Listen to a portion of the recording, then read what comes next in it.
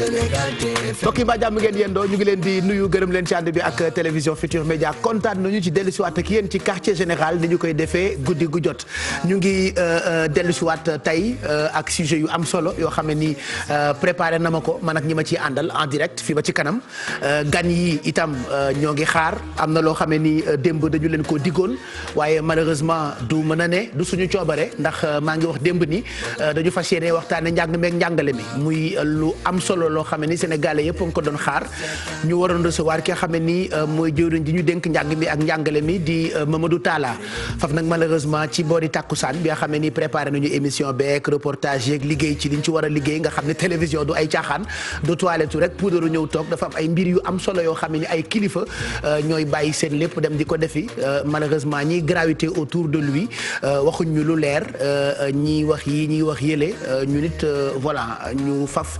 fomm recevoir gi ñu ko waroon recevoir waaye ñu ngi ciy jéggalu bu doon suñu sago rendez-vous bu ñu joxanteeg yéen rek dañu koy matal waaye am nañu yeneen ndax Lamine Samba nee na ko amul yaay namp maam njàng meeg njàngale mi am na solo waaye consommateurs yi itam am na lu yu am solo yoo xam ne ni bëgg nañ ci waxtaan ak ñoom muy wàllu luyaas courant ndox mi ak ndimbal yi nga xamante ni gouvernement bu Sénégal newoon na daf ko jagleel Sénégalais yi donc tey on va en parler ak consommateurs yi barki démb rek ñu ngi dégg ni am na ñu bëri ñoo xam ne ni seen i compteur dañu ko déjjati et pourtant de loolee la ñu waxante woon ak ñoom donc yan réponse lañ ci war a am on en parle tout à l'heure et puis sikar si xam naa tey daa ñu dugg ci ëttug Serigne Fallou ak Modou Galas Mbaye mi nga xam ne ni moo nuy bégal moom ak taxawaayam moom ak ay sikaram dina doon gan gi ci quartier général bi am na ay surprise yu am solo yoo xam ne ni bëgg nañu leen ko jagleel bokk na ci ndimbal yi ñuy séddale ndimbal yooyu leen nag dès à présent bu ngeen ci bëggee da ngeen di woote ci numéro téléphone yi nga xam ne ni ñu ngi affiché wu ci suufu écran bi benn par benn muy 88 628 72 86 wala 88 628 76 76 wala 88 628 22 22 ak 88 628 65 65 li neex nag ci ndimbal yi mooy mën ngaa woote frais ñaar téeméer ñu may la enveloppe bu def ñaar fukki junni ak panier boo xamee ni équivalence am mu ngi toll ci ñaar fukki junni am naa su may xarit yu nekk ci dëkk yi fu mel ni Saint-Louis par exemple Habib Ka yéen ñëpp xam ngeen ko ma nga faak boulangerie foofee bu dee fa ngeen dëkk moom laa leen di bataleel bu ko defee ma jël ci poosam ñaar fukki junni ndax loolu am na ma fit bi tey Lamine Samba bu ñëwul woon gox ba mu ne bu dee am na téléspectateur boo xamee ni dama koy dimbali sañ na maa ñuqi laqarti ci poosu Lamine Samba ñaar fukki junni yoo xamee ni bu ma yabalee nit mën na dem ca moom jox ko loolee séq na ma ko ak Habib donc foofee ca Ndar dina am lu mu mën a jàppale lu ma mën a jàppale pour ñu maye ko ci téléspectateur bu wootee Ndar sinon gox bu ngeen mënti nekk nag dinañu jox seen ndimbal yi rapidos xam ngeen ni rapidos nag dafee ne ci lépp loo xam ne jëm na ci wàllu livraison. voilà donc muy ay mobilette ak ay camion ak ay yoo xam ne ni mën na def mën na conserver ñu leen koy indil donc rapidos mi ñu ci àndal dina jàpp itam ci liggéey bi ak ndimbal yi nga xam ne ni ñoo ngi koy joxe ay ceeb suukar meew soble pomme de terre café diwlin tàndarma saabu gel ak masque nag dafa xew la preuve toog leen seen kër takk leen seen masque gis ngeen lii nataal la boo xamee ni boobu ba tey ñu ngi koy partagé ci compte yi nga xamee ne am nañu ko ci réseaux sociaux yi masque yi nag Lamine Samba ak ñuy woon bërki démb yu rafet yi am nañu ciy def seen photo Serigne ñiy def ci GFM ñiy def ci quartier général bu ci kenn wax dara ku nekk ak ni ngay dundee sa dund ku nekk ak ni ngay vivre sa vivre na ku ne def lu ko neex mais l'essentiel mooy ngeen protégé wu takk seen ay masque di dandante yokk cet gi surtout mesure barrière yi nga xam ne ni moom la ñu jëlee fële nga xam ne ni moo di fa kër docteur donc n'oubliez pas de porter vos masques nous on porte pas parce que dandante nañu on a mobilisé équipe boo xam ne ni spécialement pour quartier général bi waaye du defar nañu ay studio yu bëri yoo xam ne ni ku ne war na fa toog te ñun bu ñu bokkee benn plateau sax dinañu dandante ci lu toll ci 1 mètre alors li ñu leen di baaxee lu mënta ñàkk d'abord ci téléservice bi mooy xibaaru jaww ji voilà tey wala suba dina tombé ak alxames lii mooy température yi minimum yi ci dëkk yëpp donc Dakar dina yeewu ak 20 degré Saint-Louis 21 degré Podor 28 Linguère 27 Matam 28 degré Diourbel 24 Kaolack 26 Tambacounda 25 Kolda 26 Kédougou 28 degré Ziguinchor 23 degré voilà donc lii ay minimum la waaye ngoon gi dinañu dund daanaka température nawet ndax météo mu ngi ñu xamal ni thermomètre bi mën naa yéeg ba 45 jàpp 46 degré boori Matam kon xam ngeen ni Matam dina tàng ëllëg ku yabu rek toog sa kër ndax mënoo woor ba noppi génn ci naaj wu tar wu toll nii ci 46 degré 45 degré Tambacounda 43 degré Kédougou 43 degré Kolda 44 Ziguinchor 45 Kaolack Diourbel 44 biir Sénégal Linguère 44 degré 42 Podor Saint-Louis 34 degré Dakar dina yendu ak température yu nar a toll ci 26 degré xam naa li mu jege géej gi la sax moo tax thermomètre bi taxu koo metti noonu ci maximum bi waxtu marée yaa ngi marée haute bu njëkk bi météo nga ko prévoir ci kanam tuuti bu minuit 48 du matin jotee marée haute bi ci topp midi 44 sinon 6h24 du matin ci la ñuy am marée basse bu njëkk bi ci topp daañu ko am exactement bu 19h14 jotee waxtu yi nga xamante ni moo gën a baax pour suñu mbokk nappkat yi 5h17 diggante 5h17 seen téléphone yi def leen ko vibreur ah et puis ñi ñu ñàkk fayda lañu ay xale yu góor yu mel ni ñoom jël seen sonnerie yi def ko Viviane wax ma nan ngay dundeek waa ji xam nga yi baaxul ah ñun kilifa yi dañu war di vibrer waaye yi fi xale yi ci paa bu toll di moom petit jël téléphone bi def ko Abiba ak Viviane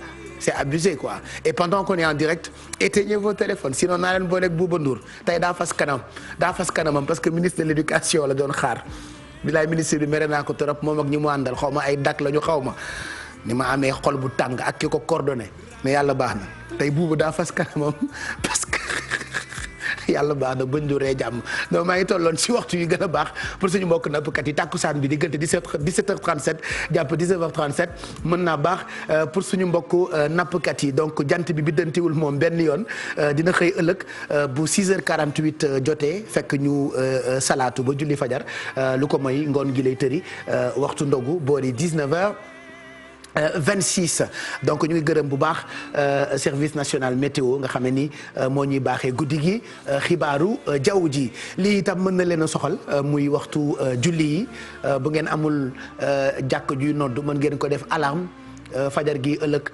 julleem ginnaaw salaatu mu ngi toll ci 5h33 du matin bu ñu xëddee ba noppi tisbaar daanu ko julli ëllëg benn waxtu bu tegalee juróom-ñetti minutes 13h08 Takkusaan daañu ko julli ëllëg 16h44 timis 19h31 gée 20h37 mu ngoog ñu jàll ci naafila yi loolee dañ ci ànd ak Oustaz Mor Thiam mi nga xam ne ni bu ñu ko dee dégg ci rajo bi ma waxati ko rek bëgguma koo catu waaye sunu xol day sedd lool yaa Oustaz niyaat bu jot moom it defal nañu honneur ànd ak ñun ci saison bile yàlla na sax ñu ngi lay ziar di la ndokkeel jox la sa wàccuwaay Oustaz Mor Thiam. jërëjëf Pape di nuyu téléspectateurs yi di leen ziara di ziara ñi ñu bokkal plateau bi mais di ci jiital ci ziara boobu suñu kilifa diine yi ñaanal leen yàlla ñaanal réew mi jàmm. tabaarakallahu lii nu nekkee nii ci xat-xati jamono yàlla na sunu boroom teggil nu ko bu baax a baax Haj Pape ci naafila moom dafay yokk yiw ci koor wante nekkul ne su nit ki naafilawul rek amul koor loolu lu mat a retenir la mi ngi mel ni ñu ne la promotion am na ki jënd téeméer la muy am bokk la ki jënd junni la muy am loolu moo nag mooy avantage yu naafila su ko defee xëy na dinañu wax ne tey ku julli nangam di nga am nangam. mais man damay faral di wax ne nañu wax rek nit ñi nañu naafila. waaw parce que boo nee na nit ki tari saar sàngam su ko mënul rek découragé na. c'est vrai loolu daf ñuy dal tout le temps. waaw su ko mënul rek découragé na. te li am solo mooy naafila même boo taree ba ci rakka bi Fatiha kese dafay valable. dafay valable. kon nag bu ñu nee ñaari rakka ak ñeenti rakka ku nekk na def li mu mën yonent bi sallallahu alayhi wa sallam daan na def lu ëpp fukk ak benn ci yenn wax yi mu di def fukki rakka ak benn mais moom amoon na temps bi amoon na jaamu bi amoon na sawar bi te loolu la ko yàlla santoon mais ñun nag nañuy def rek li ñu tollool ku am ñaar def ñaar ku mën ñeent def ñeent mais bu ñu nee saar sàngam te mënuloo ko rek dalay daal di découragé kon nag lii alquran di wax ne ku ne na nga tari la nga àttan te defe ko na muy selle yéene bi rek bu sellee li ci des yàlla na nu yàlla nangul te loolu mooy li ci gën a am solo. bu weesoo naafila yow Oustaz ndax shafa ak witr dafa obligatoire. waaw shafa ak witr maanaam boo gisee lu dul julli juróom yi lu dul julli juróom yi ci julli yi nekkul obligatoire. tisbaar takkusaan timis gee suba loolu mooy lu obligatoire. ok mais yi ci des yëpp nag dëgg la c'est facultatif mais dafa am njëriñ. lan moo tax mu am njëriñ mooy dañuy wax ne soo li la yàlla sant. loolu caméraman yi ak ñiy filmer reportage yi. dana leen neex a jàngal. tey jii Thioro Mbar Ndiaye tey jii bu demoon di def reportage wala muy dem di tourner benn tournage day jël waa ji sur plusieurs plans su ñëwee di monter nag day seet séquence ba baax mu dugal ko. ba présenter nit ñi séquence bi baax. d'accord loolu mooy importance su naafila. d'accord yàlla dala jox ñeenti julli ñeenti rakka ñu ne la na ruko taxaw bi baax ruko bi baax sujjóot bi baax toog bi baax. alors premier rakka bi toog bi baaxul ñu ne dañ dem ci naafila bi jëli fa toog bu baax ñëw copie collé. mooy importance du importance su naafila yu bëri. macha allah loolu nag nit ki da ko war a comprendre rek su ko defee booy julli ngay julli normal sooy naafila nga naafila normal su ko defee bu ñu coupé collé fekk ne yow am nga julli farata bu baax a baax léegi nag naafila bi bu baaxee julli farata bi baax. nga gën a affaire bi gën a baax. d'accord am na itam beneen laaj en attendant ñuy xaar yeneen laaj yi dinañu permettre El Hadj Lamine Samba dem ak ñun ci yenn kay yi attirer attention wam benn laaj rek la ñuy dugal balaa ñuy ñëw ci yeneen laaj yi ak téléspectateurs yi ndogu bi day tombe ak timis. timis gaaw lool am ñuy ndogu jël seen temps ba timis bi romb leen. waaw xam nga dañoo xàmmeegul ndogu ak dog. dafa jege mais bokkul. dañ ne maanaam tey suba ginnaaw suba 27 mooy heure dog bi. dog bi mooy nga jël benn guuxu ndox dog koor gi maanaam symboliser li la yàlla sant. dañ la waxoon bu lekk ci suba ba jant bi so. léegi ñu ne la li la yàlla joxoon jeex na symboliser fin bi. comme ni arbitre bi di waxee priit ne nii wala ne match bi jeex na. loolu rek geste boobu lañ soxla nga jël tàndarma lekk wala nga jël ndox naan def geste bi parce que diggante fi ñuy dogee ak fi ñuy jullee 3 minutes la. dafa gàtt. dafa gàtt. waaw parce que li ñuy soxla mooy nga def geste bi dem ci sa farata.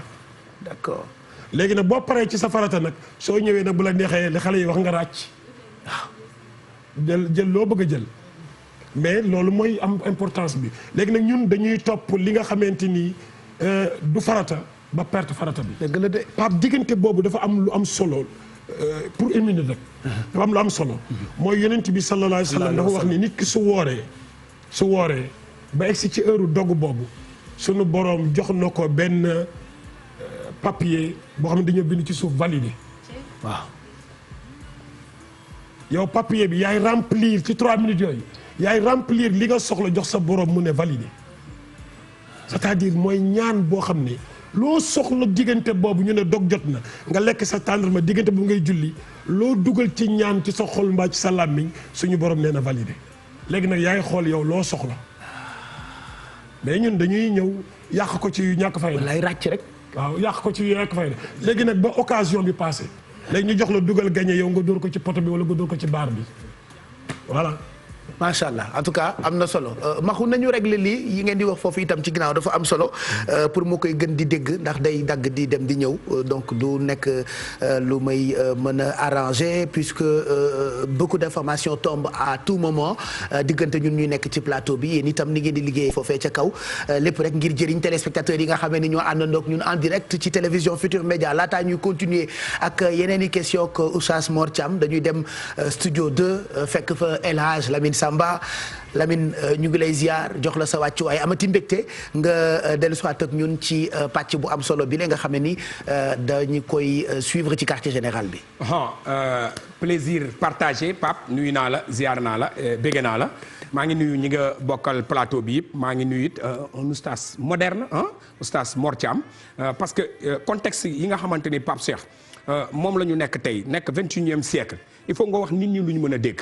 kon oustaz jërëjëf ñu ngi lay jox sa wàccuwaay Pape dafa am nag tey quelques yéenekaay yi nga xamante ne nii dañ leen tànn en complicité ak suñu réalisateur mais ñooñu ñëpp comme li ma ko waxee rek kii ñooy différent maanaam sujet bi benn lay doon muy coronavirus mais angle de traitement yi ñooy wuute ñu tàmbali ko ak journal bi nga xamante ne nii moom la sénégalais yëpp di lire saa yi ñu xëyee muy l'observateur dafa ne xëy ne fàng ci xëtam mu njëkk ki nga xam ni moom la ñuy wax cas communautaire bi nga xamante ni moo nekk ci Sédhiou te wàlloon 20 fukki nit ak juróom Pape ndekete waa ji fi mu jaar la ñuy wax nee nañu moom diplômé la Arabie Saoudite la jóge nee nañu dañu ko bett nag ca kër ñaareelam muy ràcc foofu lañ ko bett police ne ko dangañ jàpp waaye li ngeen mën a jàpp it ci l'observateur mooy xale yi nga xamante ne dañ leen a confiné ñu jóge ci ay daara ñu yóbbu leen fële nga xamante ni moom mooy ca Déni Biram Ndaw l'observateur nee na xale yi boo fa demee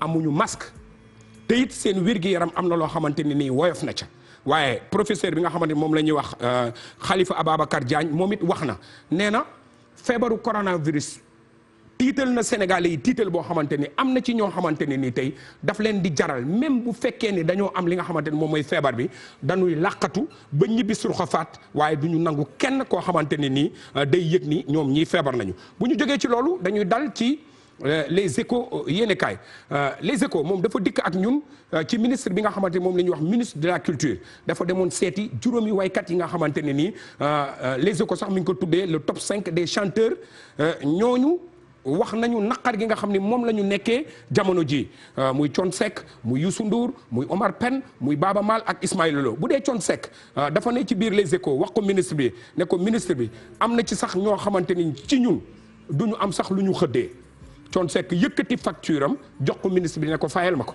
Youssou Ndour ne ko ñun ñëpp jaaxle nañu am nañu ay jafe-jafe Omar Pène ne dañuy liggéey ak ñoo xamante ne nii ñun la ñu yaakaar te ñun jamono ji mënuñoo faj seen soxla Baaba Maal tontu ko ci biir yéenekaay bi nga xam ne moom mooy Les Échos ne ko jamono ji mënaguñu xayma feebar bi fan la toll waaye jamono ji ñàkk nañu ay millions yu dul jeex waaye Ismaïla Lo dafa ne nañu delloowaat lépp ci suñu borom ndax mbir mi moo toll foofu waaye Le Quotidien yéenekaay dafa dikk ak ñun ci yorin yi nga xam ni moom la ñuy yor lii di Covid 19 Covid 19 nag boo koy dégg am na ci xaalis boo xamante ni moom moo ci nekk waaye le quotidien comme ni mu koy faral di defee rek dafa def jeu de mots mu ne dans la fièvre de Fann mu ne dafa mel ni Fann dafa sibiru ndax lu tax am na ci personnel médical yi nga xamante ni ñoom mooy tamit wax nañu jafe-jafe yi nga xamante ni nii moom la ñuy am ci faj yi la Tribune yéenekaay dëkk daal ne hôpital yi sax fi ñu toll nii dañ leen war a def li nga xam ne moom mooy perfusion ndax téeméer boo gis juróom-ñett fukki yi ci personnel bi waa hôpital bi ñoom ñoo leen jëlal seen bopp en charge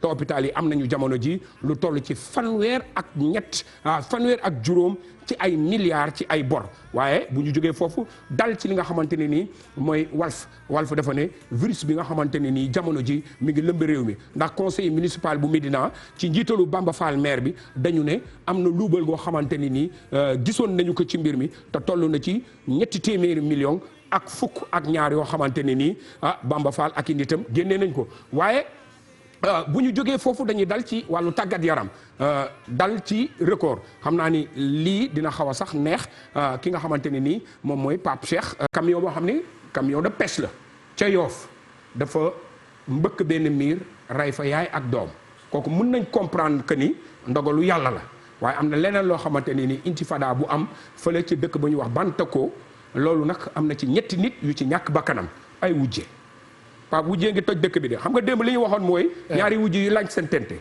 kii nag ñaari wujj la aawa ak ñaareel du ma ci wax kan la ci doomam def lii waaye daal li leer ba leer mooy doom ju mag ji fukki at ak ñett la am moo jàpp rakkam ju am ñetti at tëmbal ci biir teen ndax seen yaay yi ñu doon xuloo ñoom ñaar ma jeexalee nag bi nga xamante ne nii kii su ma paree laa leen di wax lan la Aziz Mbaye wax ni Abdou Aziz Mbaye wax ni moo ko dal waa ji daal nee nañu daa fekk policier bi taxaw mu poñe policier bi insigne policier bi wadd ba insigne policier bi waddee nag jamono jii ñu wax ak yéen ma nga kaso waaye Abdou Aziz Mbaye daf ma ne waa ji dugg na rapitu Samba Lawbe Pape Cheikh xam nga lan mooy rapitu Samba Lawbe. luy rapitu Samba Lawbe.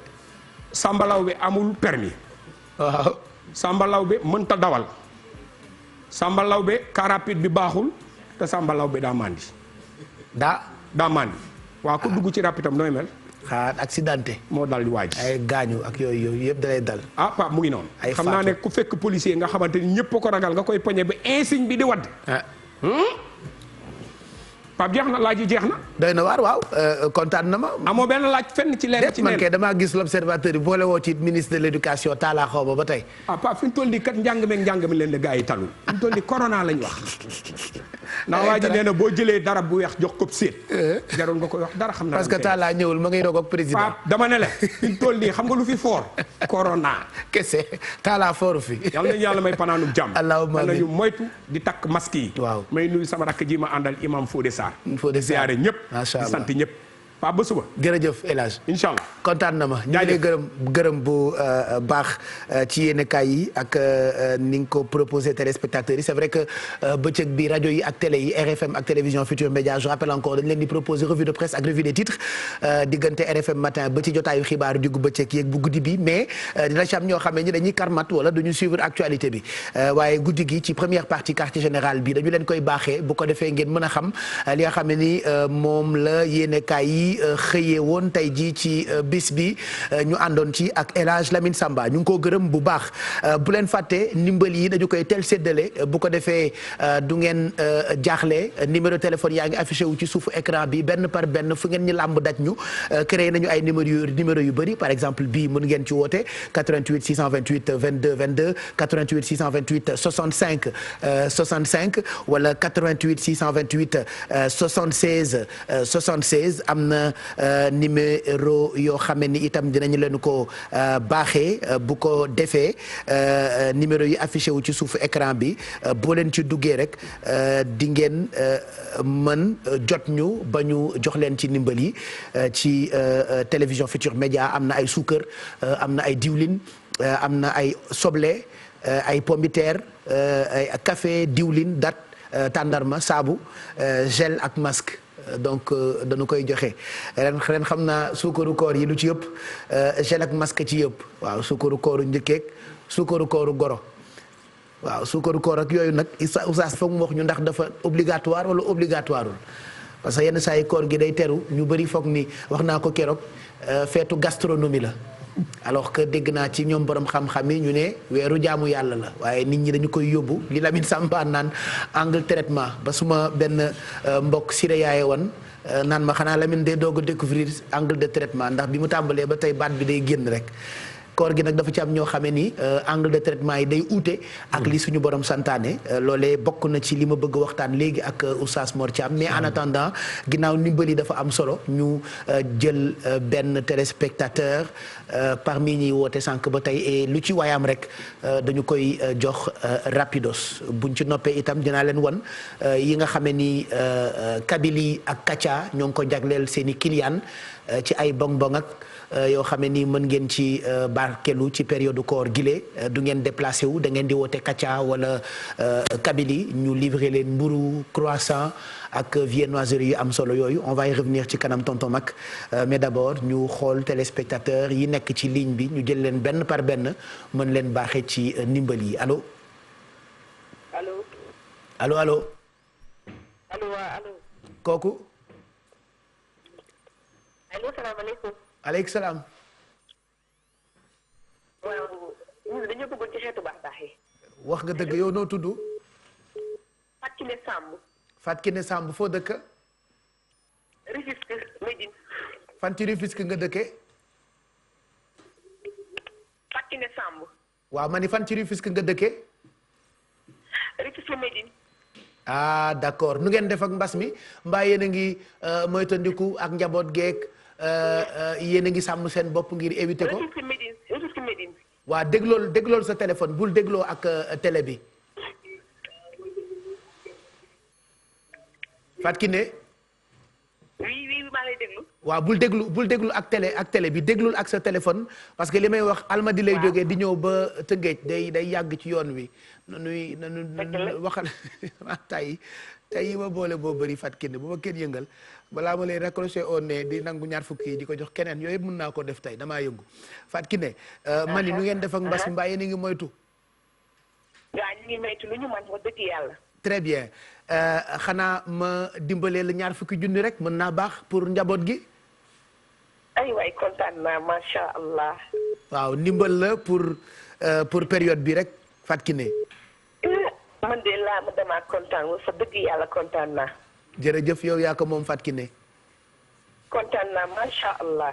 waaw kay bul raccrocher comme ça ñu jël la ci ginnaaw ñu mën a xool naka ngay def ba jot ci xaalis bi ak yeneen yu ñu la bëgg a may ci lii ñu la jël léegi nii ci téléphone bi allez ñu continuer ak téléspectateurs yi ku dugg rek ñu jël ko bu ko defee teral ko yaa Oustaz maa ngi wax léegi lu am solo yenn saa yi angle de traitement yi ci koor gi day ute ñii dañuy foog ni feetu lekk la ñii ne ay yëfi teral goroog sukkaru koor ak ñoom seen alors que weeru jaamu yàlla la. waaw weeru jaamu yàlla la moo cëpp Pape xam nga nag jaamu yàlla ba léegi bu fekkee définir guñ ko. dafay gën a compliqué. gis nga nit lépp lu muy def ci àdduna bi tudde ko yàlla rek yàlla jël ko. tey jii li ci bon nag mooy yenn ci lu attanul. loolu moom moo ci bon jaamu yàlla li ci bëggan mooy nga yenn ci li nga attan. li nga mën li nga attan. parce que yonent bi sallallahu alayhi wasallam dafa wax ne jaamu yàlla yoon la boo xam ne. dafa sori dafa naqaree jaar. comme dafa sori dafa naqaree jaar booy yenu da nga yenu li nga attan. soo yenoo li nga attan di dox ndànk di nga egg ak jàmm. tey jii bu ñu nee weeru koor weeru jaamu yàlla la dëgg la am na julli am na woor am na def lu baax wante yanu loo attan daf ci bokk. jël teraanga jox nit yi daf ci bokk xam nga léegi yow ci weeru jaamu yàlla la. mais léegi wax nga benn nit ne ko ma dimbalee la 100 000 francs. wax nga dëgg te pourtant kooku noonu du sa njëkke du sa goro. du sa nangam da nga ko def rek parce que weeru koor bi moo ko obligé.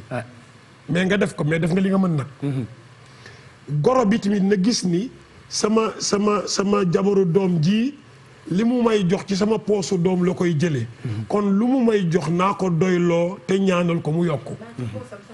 waaw kay mbaa ci poosam surtout boobu nag surtout poosam. parce que doom yu góor yi mel ni man du ñu ñuqi du ñu joxe. parce que góor ñi dañoo seen loxo yi fii la ne. waaw ñu si bëri seen loxo yi fii la ne. donc kon jigéen ñi ñooy góor. waaye bu seen poos parce que léegi xale yi dañoo xewal naan sax ci sama poset la jógee sama jëkkër joxuma ko. waaw non waaye ñu ngi toog seen jëkkër ngi leen di jox yeneen yoo xamante ni keneen du leen ko jox yu baax. mais Pape dafa am leneen lu am tamit soof nañ ma torop xale yi jigéenu léegi yi. dafa am lenn lu am mooy. femme moderne xaw ma femme d'affaires la ñu tudd. damaa yëngu kay. non dëgg la en fait dañu ñeme xeetu wax yooyu. léegi jigéen ñi léegi dañuy diirante mbagg ak góor ñi. et pourtant fa sëy ne woon ba tey fa la ne. fa góor ne woon ba tey fa la ne fa jigéen ne woon ba tey fa la ne charte yi soppeekuwul. déedéet mais à part. mais les femmes modernes. côté boobu nag dina am foo ci xaw a jënge tuuti farak jigéen ñi. man faruma ak ñoom tey. dégg nga parce que dañuy wax ne bu fekkee da ngay def lu baax ñu dëkk di ko sakk. nii laa mën a tooge tey. dégg nga bu fekkee da ngay def lu baax. te fa saa yoo defee lu baax dégg ca contraire ba. fa nga defee lu baax taxaw fa bu ñu nee la looy def fii. nga ni li ma def ci lu baax laay sauvegarde. waaye léegi ñoom koo ci defal ñaar fukk bu ñu dugalee fukk ci kër gi seen fukk yi kenn du dégg li may daj ci kër gi fekk fukk la ñu dugal ñi femmes yi liggéey te am salaire maa leen miin fukk rek la ñuy dugal ci kër gi dina la wax xat yow mi dugal weer wu jot ñaar fukk ci kër gi. ndeysaan mais loolu yëpp yiw la. xam nga jëkkër ak jabar bu ñu nekkee ay doomi bàjjan foofu la affaire bi di gën a baaxee macha allah xam naa ni xeer yi moom am na fu mu jëm. am na fu mu jëm kay dama leen xam rek ces femmes qui travaillent là maintenant. mais Pape nañu def weer bi. mu nekk weeru jaamu yàlla. jaamu yàlla ci forme bu gën a universelle. lu ci nit di def rek na ko tuddee yàlla. yàlla loo ko tudde rek daf koy jël. soo ne ko yàlla. garab gii ma jëmbat nii dama ko jëmbat di ko arrosé pour que sama dëkk jariñoo ci yàlla danaan jël naa garab ji. mbaax goo jiw rek suñu borom doo la koy fay suñu borom da koy jël.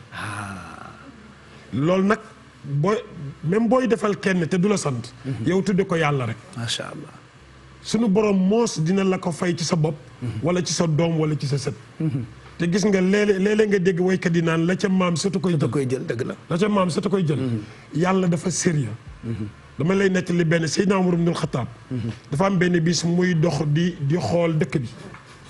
di xool dëkk bi bi muy xool dëkk bi romb benn kër bu nga xamante ni bii jigéen jafa nekk ma ngay wax lu baax am intention bu baax.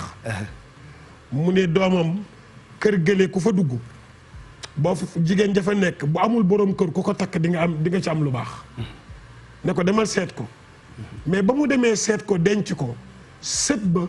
moom mooy kañ doon xaar. mooy kooku jur doom bu jigéen ba jur doom bu góor boobu mooy kañ doon xaar.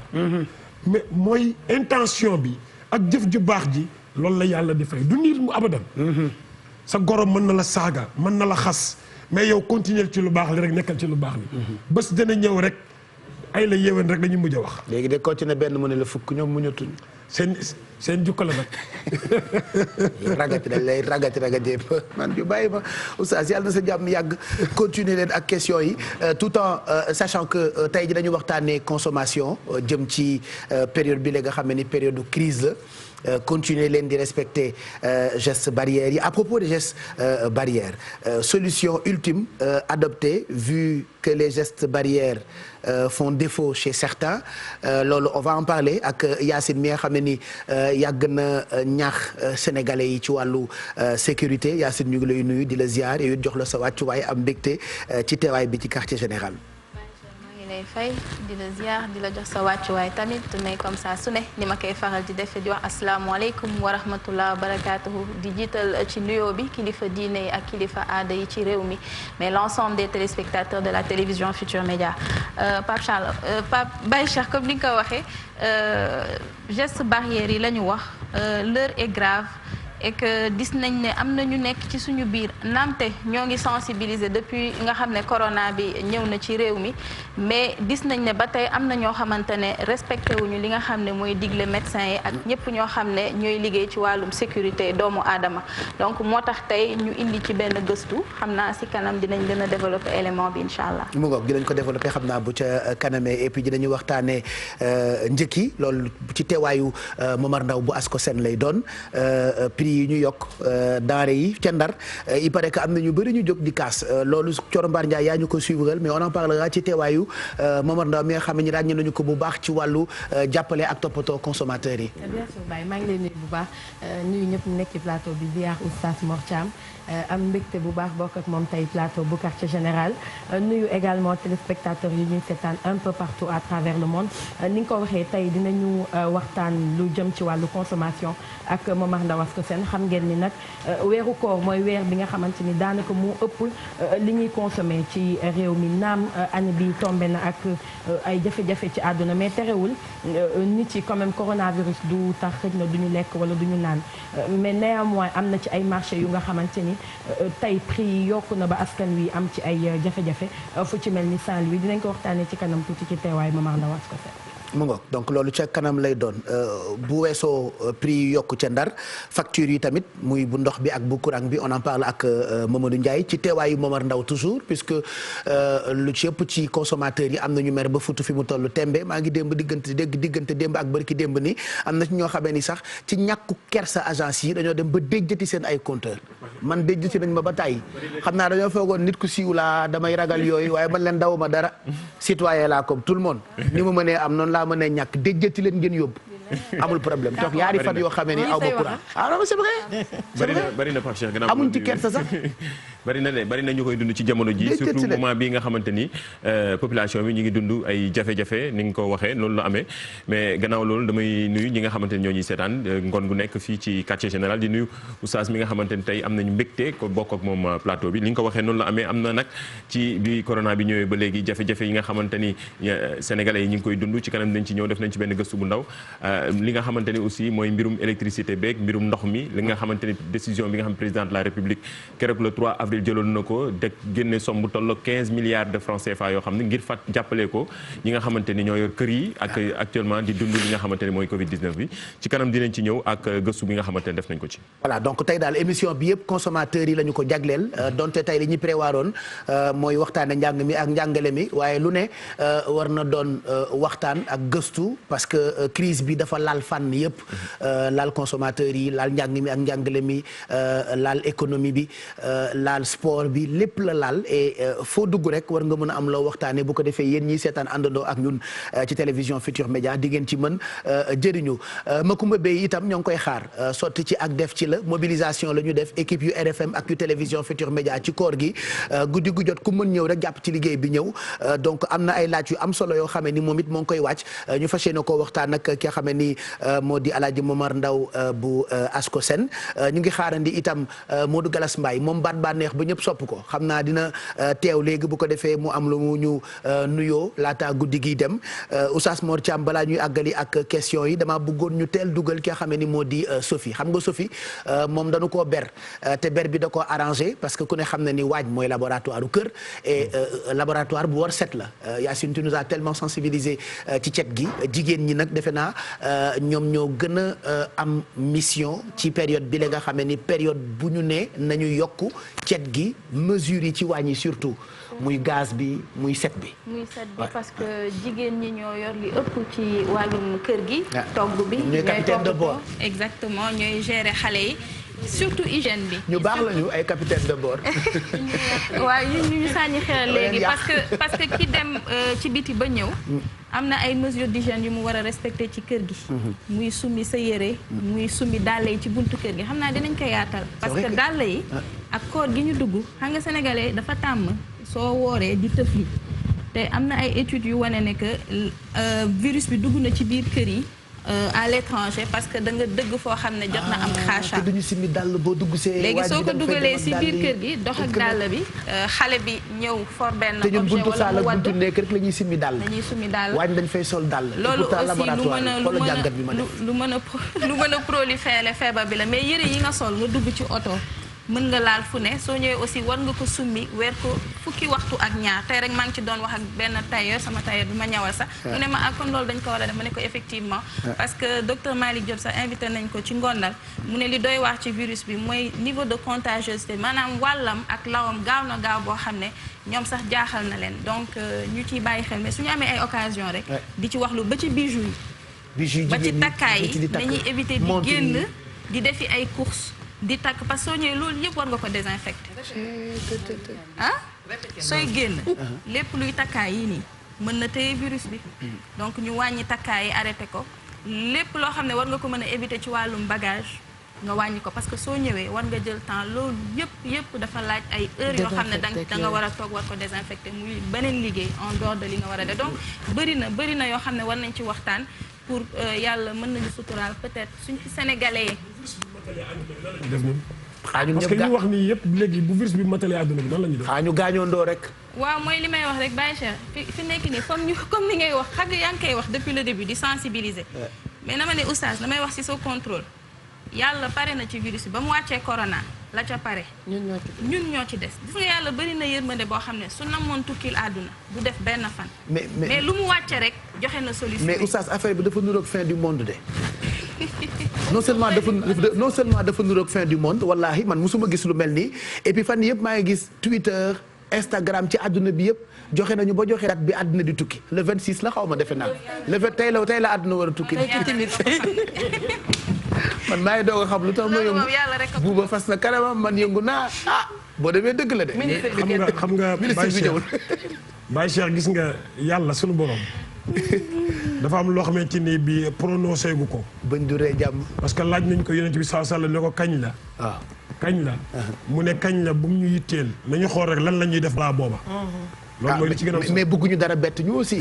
non si maanaam sunu borom yàgg nañoo bett parce que virus bi ba ko yàlla paree. yàgg na te dafay ñëw di raam beeg si fii. donc kon li am solo. mooy yi nga xam ne war nga koo def. nga def ko. li nga war a moytu nga moytu ko kañ la parce que virus bi dafa ñëw jàngal ñu àdduna buy tukki c'est vrai mën nañ ci détailler lu yaatu. dafa bizarre oustaz. parce que xam nga sunu borom wax nañu ci alxuraan mu ni kenn ku ci nekk di nga daw ki nga gën a bëgg. waaw yàlla wax na ko ci alxuraan nee na kenn ku nekk di nga daw ki nga gën a bëgg. da koo wax dafa ni bu ñu demee ba mu jub jamono. non dafa ni yawmal xiyaam. yawmal xiyaam la ko wax. alaaxira waaw ku nekk di nga daw ki nga gën a bëgg. kon de kaa bi yawmal xiyaame na. léegi kaa bi ñuy toll nii copie la ci yawmal xiyaam. parce que sopp naa la sopp nga ma te bu ñu gisantee mënuñu akkolaatante. déedéet. donc problème ñëw na. kii nee na ni say bijoux booy génn waroo koo takk. parce que day jël virus bi. li yàlla doon wax ci même surat bi ñëw na mooy li nga gën a fonk yaa ngi koy daw. garam bubu yeeg xeet yooyu yëpp. waaw yaa ngi dégg mën na ko ramas yére yi gën a fonk yaa ngi koy daw. boo ñëwee yére bi nga gën a fonk yaa ngi koy simbi ko ci naaj bi. c'est-à-dire copie yow mal xiyaam direct la ñu indi yàlla tegal nii. mais dafa bëgg nag li mu ci soxla du pour alak ñu. déedéet. mais dafa bëgg ñu delloowaat ku nekk li mu yoroon. chef des di chef surga des di surga jaam des di jaam yàlla des di yàlla. ku nekk xam sa bopp. loolu rek mooy affaire bi. mais daal du fin du non non non c'est pas fin du monde maanaam après corona day am. ok après corona day am nañu ñaan yàlla bàyyi ñu fi ba après corona. mais incha allah après corona moom dina am. léegi nag lan mooy la ñuy dund avant corona ak pendant corona ak après corona loolu mooy lii bi ñun dañ ci war a tirer des leçons li ma doon def te jekkul yàlla bëgg ko yow li nga doon def te jekkul te yàlla bëgg ko désormais nga ni wax dëgg yàlla parce que jël sa bijou takk jënd ko muy valeur bu cher te ñemewutuloo koo takk mais bu fekkoon da nga ko amee woon ci lu honnêtul foofu la affaire bii nekk moo tax nañ ci tirer de leçon rek ñaan yàlla après corona mu nekk on est quoi aujourd'hui mercredi. waaw ñu ngi mercredi waaw. vendredi mu nekk après corona yàlla na ko yàlla def. ah mais j'espère léegi sax su ko neexee mu def. j'espère mais li ci garaaw oustaz mooy am na ay saar nag ak ay yu gàtt yoo xam ni baax na mën na fànk. waaw surtout. c'est-à-dire yàlla daf ñu jox yu am solo ginnaaw àq yu ñuy tolloonteeg yooyu di baalanteeg yooyu. daf ñu jox benn tranquillisant boo xamante ni dafa yomb muy laa hawla wala quwwata illa billah. laa hawla wala quwwata illa billah. laa hawla wala quwwata illa billah. gis nga ni mu yombee. da nga koy essayer bis boo amee souci nga di ko répéter rek da ngay gis ne da lay tranquilliser. tranquillisant la. jeex na te loolu la yonent bi saa salaam li may wax ni du sama wax ni yonent bi moo wax ni yàlla jox na leen ngeen baril laa hawla wala quwwata illa billah. mu ni 99 maladies lay dindi ci nit bi ci gën a lii mooy stress. léegi adduna bi kan mooy stressé wu. ñëpp. xanaa xale yi. mooy base feebar yëpp d'ailleurs. jeex na. donc di ko wér di rek baax na. foo amul lim jarul ngay def ay. yor sa kurus nii. booy dawal sa oto mën nga téye di laa hawla wala quwwata illa billah ñetti yoon daal di noyyi tuuti soo toogee nii laa hawla wala quwwata illa billah boo fuddoo laa hawla wala quwwata illa billah sunu borom yëg ni. kenn amul puissance. parce que dañ koy wax ba mu jeex oustaz. dañ koy wax ba mu jeex. laa hawla wala quwwata illa billah. yow ba xale tubaab bi ko ba mu jeex mais évidemment laa hawla wala quwwata illa billah alayhi lazim di ko wax nombre de fois boo bëgg. oustaz aussi na war nañu yaraat suñu doom yi yaa oustaz. dañ koy ba mu jeex xasbunallah wa ni'mal wakiil tamit. naka lañ koy prononcé oustaz. xasbunallah wa ni'mal wakiil dégg naa. mooy yi may wax dafa am ay remèdes yu nga xam ni. mu ngi mel ni nga ni sama bopp bi day métti nga dem ci médecin bi. mu ne la jëlal médicament sàngam. ma bañ a bis nga ñëwaat ci keneen mu ne la jëlal médicament sàngam. mais yëpp ñoo bokk effet. dafay faj bopp. mooy li mu wax léegi hasbunallahu wa ni'mal wakiil laa hawla wala quwwata illa billahi aliyil azim yëpp dafay faj. léegi bi gën a yomb ci yow rek. moom ngay jël am na ko mënul wax hasbunallahu wa ni'mal wakiil. Doliprane la ak paracétamol rek. waaw mu ngi noonu. yëpp day faj douleur parce que dama doon bañ a tudd médicament bi. c'est pas grave mel ni damay publicité. mais loolu mooy li ci gën am solo. mooy nga yëg ne rek yow. yaa ngi delloo yàlla gëddaam. macha allah parce que loolu rek la ci soxla. macha allah sa doom boo ko waxee ni ko nangam mën la papa pardon. alors yow jeex na. sa xol sedd na. baal nga ko yàlla tamit loolu la bëgg ñu delluwaat toogaat suñu place. ne ko yàlla ñoo juumkat. su ko defee mu ne ay ca na àdduna bi continué waat basaat bouton bi àdduna bi continué. parce que fi mu nekkee nii consommation économique. commerce ak enseignement ak lépp dafa bloqué. parce que yàlla big bi rek la teg ci kaw affaire bi. macha allah léegi bu ñu waxee rek mu teggi ko ak yëpp. wallaahi tous les secteurs sont touchés macha allah jërëjëf yaa Oustaz balaa ñu yàggali ak yow ak waxtaan wi mën nañu comme ni ma ko waxee léegi fekki Sophie fanu ko ber ñu doog a àggali bu toggee ba noppi ginnaaw biñ la nuyoo Sophie. salaamaaleykum mbokk yi xarit yi ñu seetaan kontaan rek ci ànd ak yéen fii ci suñu biir waañ Pape Cheikh nuyu naa la nuyu ñi nga nekkal ci plateau bi yëpp comme ni ñu koy defee nag saa su ne andil leen benn plat boo xamante ne dina leen mën a accompagner ngeen mën ko reprendre seen i biir kër tey nag spaghetti aux crevettes laa andi tey Baye Cheikh comme ni nga ko gisee ni mën nañu servir nag pour heure xëdd bi am nañu crevette olive vert tomate cerise persil coriandre am nañu nen am nañu oignon am nañu ail ñu def rek lu dul rek bàyyi cher comme à chaque fois jaajëfal suñu partenaires yi nga xamante ni rek ñoo ñuy accompagner fii ci suñu biir waañ li ci mel ni waa NMA ñu andil ñu nag ay produits yoo xam ni 100% sénégalais la am nañu spaghetti am nañu macaroni am nañu mouhamsa am nañu rolli vermicelle ak rolli coquillette bi nga xamante ni moom dafa am na grand format bi pour xew yi ak yu demee noonu ñu ànd aussi waa Sénico la qualité garantie ñu andil ñu nag huile jadida bi nga xamante ne ni dafa riche en vitamine A ñu defaree ko li nga xam ne mooy huile de soja am nañu tamit chocolat Delia mayonnaise jadida beurre jadida ñu ànd tamit ak ardo nga xam ne booy laax wala ngay càkkri wala ngay fonde moo ci gën andil nañu nag ardo càkkri pour faciliter ñu li nga xamante ne ni mooy nekk fi di tay ak yooyu ñu andil ñu tamit riz au lait boo xamante ne ni ardo la doon am nañu ardo nature am nañu tamit li nga xam ne mooy ardo mooy vanille bi mooy yaourt bi ñu am tamit format wu 5 kilos bi nga xam ne booy tudd wala ngay defar laax grande quantité bii moo ci gën bâche li ñuy def nag mooy ñëw rek tàmbali li nga xam ne mooy suñu préparation wu plat du jour